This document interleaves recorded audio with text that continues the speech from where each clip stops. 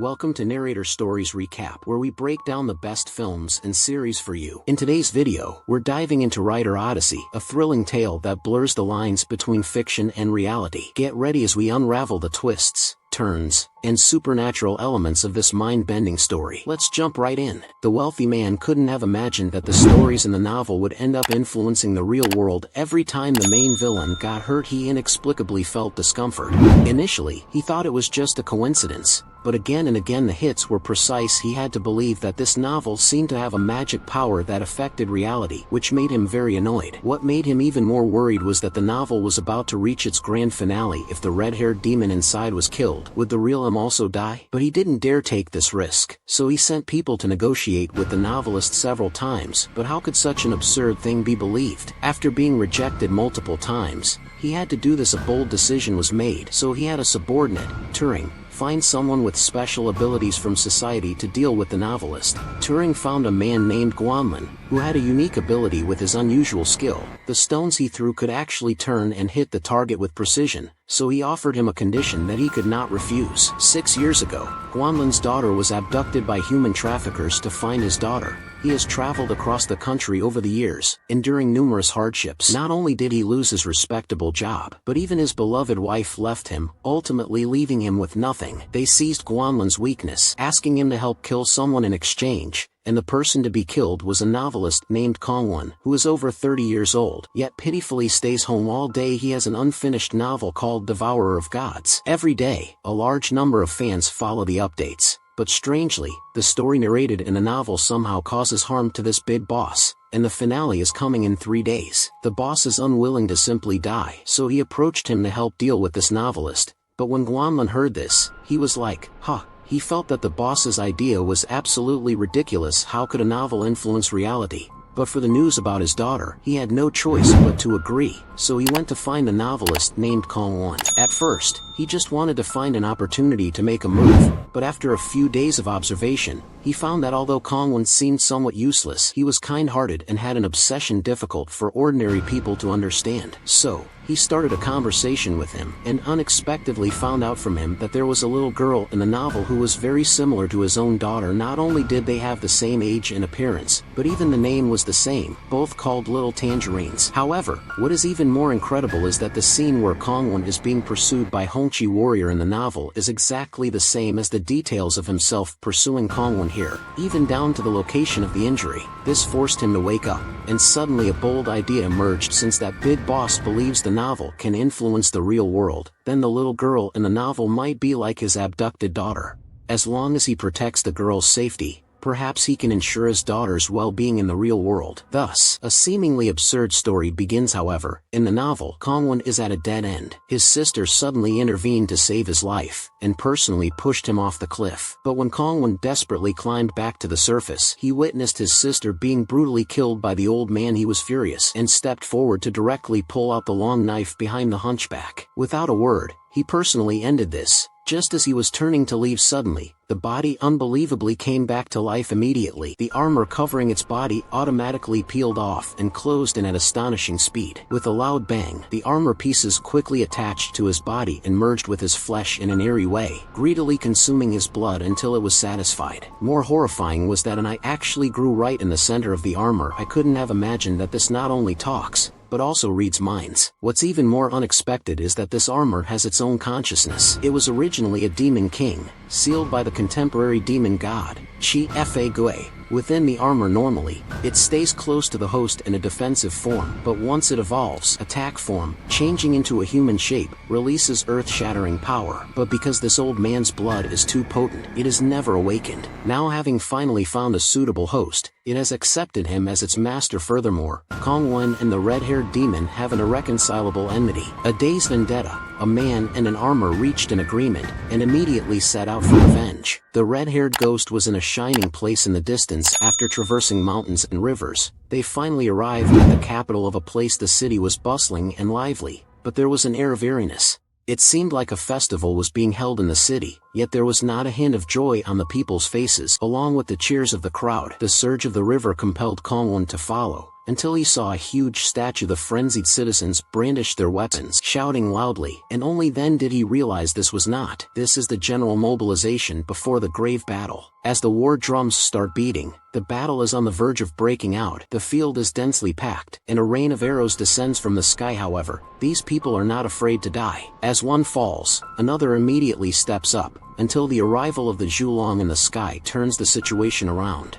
In an instant, the enemy's city was engulfed in flames, and a massacre truly began. The battle continued until dawn, and Kongwon finally witnessed what war is like. But it was not over yet, because the ultimate purpose of war is to. He simply couldn't believe his eyes. While he was in a state of panic, suddenly a troop clad in red armor appeared, and all the citizens kneeled and bowed, out of curiosity about this mysterious force. However, on the way, he unexpectedly encountered a woman named Xiaoju, and out of compassion, helped her bury her companion. Not realizing that his actions immediately attracted the red armor, the knight saw him holding a giant axe, under the glow of the sunset, appearing like the Grim Reaper. The two immediately ran for their lives, but he pursued relentlessly, nearly killing them with his axe several times. Seeing no way out, Kongwon had no choice but to draw his longsword and slash towards him, but unexpectedly, the strike landed heavily on his head, yet it did not inflict any effective damage. Instead, he was kicked away. At the critical moment of life and death, a shout from Little Orange actually made the opponent turn around. It seems the red armored knight is more interested in the little girl. He slowly approaches Xiaoju, but just then, as the sunset fades, the red armored knight's movements become stiff, and eventually halt. Taking advantage of the situation, Kongwon seizes the opportunity to escape the danger with Xiaojuzi. After this close call with the first rain of spring, the two become very talkative with each other. However, just as they are chatting happily, a frenzied raider bursts in, intending to dismember them without a word. But unexpectedly, just as Kongwon tried to resist, the armor on his body suddenly fell off and reassembled into an armored warrior, with blade shadows leaping up. The leader of the villains was instantly cut in half, immediately startling the fierce thugs on the other side into staying put. Then the armored figure charged into the crowd, slicing through them like a tiger entering a sheep pen, conducting a frenzied massacre. However, these people were not afraid at all, as two fell, 4 or 5 more filled in, proving impossible to wipe out. Rain mixed with blood splattered down, and just as he was enjoying the killing spree, suddenly the armor was knocked back several steps by someone. The frenzied thugs immediately surrounded and started to beat him, but his skin was tough, and he instead took them all down with 2 or 3 punches. Then with a spin, another batch fell. At this moment, the armor saw Kongwon being besieged, and with a few swift moves, he cut down the remaining ones. The bodies of the rogues already covered the ground, blood flowing like a river, and now only a small boy was left. The bloodthirsty armor had lost all reason, wanting to take down the last boy with a single strike. If unexpectedly, Kongwon's shout made the armor halt. At this moment, 3 gazes met, and the furious armor rushed forward, intending to chop him into pieces, but strangely, the blade stayed suspended in midair, unable to strike down. Puzzled, Kongwon slowly lowered his hand, and the armor also put its hand down. At this point, Kongwon noticed something amiss, and began to experiment cautiously. No one expected that the armor was controlled by the patter, so he continued to probe. As expected, the monster was already under the control of his bloodline. It turns out that this armor has been consuming his blood for a long time, and has been completely tainted. To Kongwon, which acted the armor, he looked at the distant mountain peak, the place where he was going to slay the god. However, in reality, Guanning received extremely bad news. It turns out that just last night, he encountered the human trafficker who abducted his daughter. Filled with anger, he went up and swiftly took action, using his precise skills to eliminate the trafficker's henchmen, and then furiously beat the leader. It was only then that he learned from him that Little Orange had already met with misfortune. His heart was like ashes, but Turing's boss repeatedly used news about his daughter to manipulate him. He became even more determined that only by protecting Little Orange from the novel would his own daughter come back to life. At this moment, Kongwon had already reached the mountaintop with little Tangerine. As night fell, they pushed open the grand door, almost scaring the two of them senseless. Rows of red-armored knights were seated in the hall's center, yet strangely, they didn't notice anyone entering. They remained seated quietly, as if in a deep sleep. Kongwon cautiously stepped forward with his sword to probe, even pushing them to the ground without any response. Their gaze fell on little Tangerine. They finally understood why these red armored knights would become inactive before sunset. It was simply because they wouldn't move at night. Could this be the legendary puppet army of the hair-eating ghost? They were determined that ahead lay the headquarters of the hair-eating ghost, so they continued along the official path and arrived at a huge temple. It was empty here, but strangely, there was the constant sound of drums being played. When they looked up, they were startled, seeing only a giant monster moving. It turns out that the monster with 4 arms was the god they were looking for. However, the red-haired demon immediately recognized Kongwon and understood his purpose, so he led them to the base of a large tree. Immediately after, tensions escalated, and the red-haired demon threw a punch. The empty strike was split into 2, and the armor on him instantly moved behind the red-haired demon, attacking from both front and back, aiming to sever his tendons. However, unexpectedly, the demon lifted both feet and fiercely slammed down towards him, but fortunately, the armor knocked him away. Fortunately, the armor reassembled after disintegration, narrowly avoiding the heavy blow. Seeing one strike miss, the red-haired demon frantically unleashed more attacks. Kongwon scrambled and rolled to dodge one heavy punch after another. Seeing another punch about to turn him into a corpse, the armor, anxious to save its master, simply rolled the transformed longsword towards Chifa. Then, he rushed forward and launched a flurry of attacks, ultimately having his long knife caught by the red-haired demon. While both sides were at a stalemate, Kongwon had already climbed to the mountaintop and leaped downwards to slash at the red-haired demon. But how could 2 mere ants possibly shake an elephant? Instead, he was smacked flat to the ground with a single airborne palm strike, but unexpectedly, the armor helped him withstand the fatal blow. However, the red-haired demon was prepared and grabbed him with one hand. Fortunately, the armor below threw out the last long knife and saved him, but he himself was completely crushed. Now only Kongwon is left, and there is no chance of victory. The red-haired demon can run him back and forth on the ground with just one finger, and with a little effort, this battle will be over. But at this moment, Xiao Juzi's food attracted the demon's attention, making him very uncomfortable. He opened his belly and extended numerous black tentacles, pulling Xiao Juzi into his stomach. Kongwon is now truly in a desperate situation, and in reality, he's being hunted down by the big boss. Ever since Guan Ning refused to kill Kongwon, Tulan's boss has been sending assassins, each more impressive.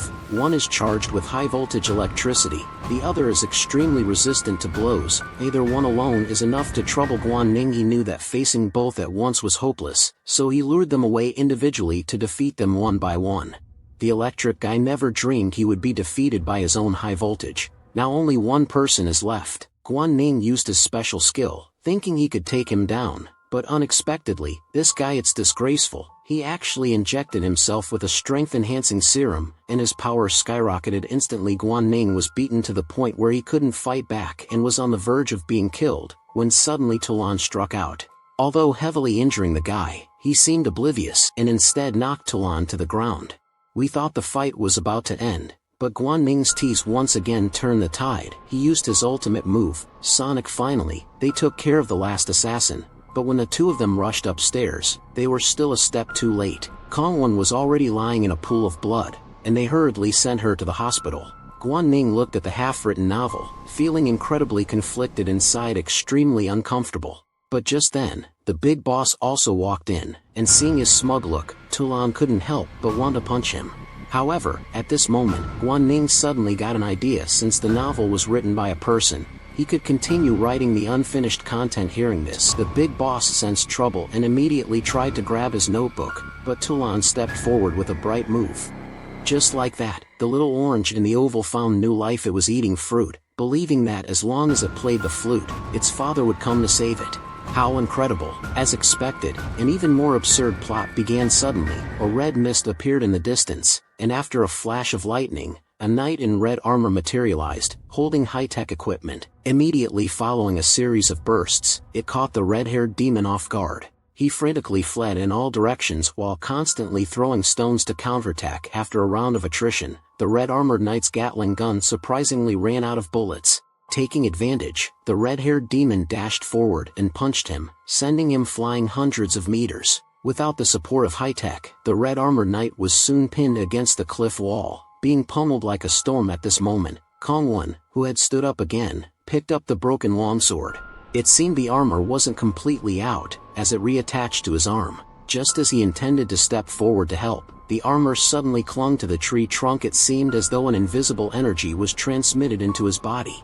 At this moment, the Red Armored Knight was also awakened by Little Orange's cries out of revenge.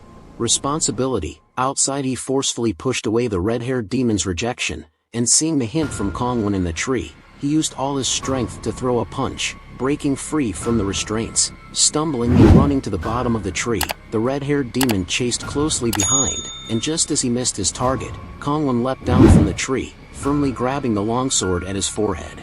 It turns out this was left by his father during a battle with the red-haired demon. However, the red-haired demon never pulled it out, as if this longsword was his due. The beast with red hair grew tentacles to try and stop them. The Red Armored Knight also noticed this, made a great leap, and together they forced out a cart. Little Orange was ejected from the body, yet in the novel, it has a perfect ending. In reality, Guan also seemed to sense something. He ran quickly outside the building, looking at the little girl standing by the roadside stall. The film ultimately achieves a very satisfactory ending. Among domestic films, the special effects in this one are commendable, and there is anticipation for the arrival of this second installment. If you enjoyed this recap, don't forget to like, share, and subscribe to Narrator Stories Recaps for more exciting movie breakdowns.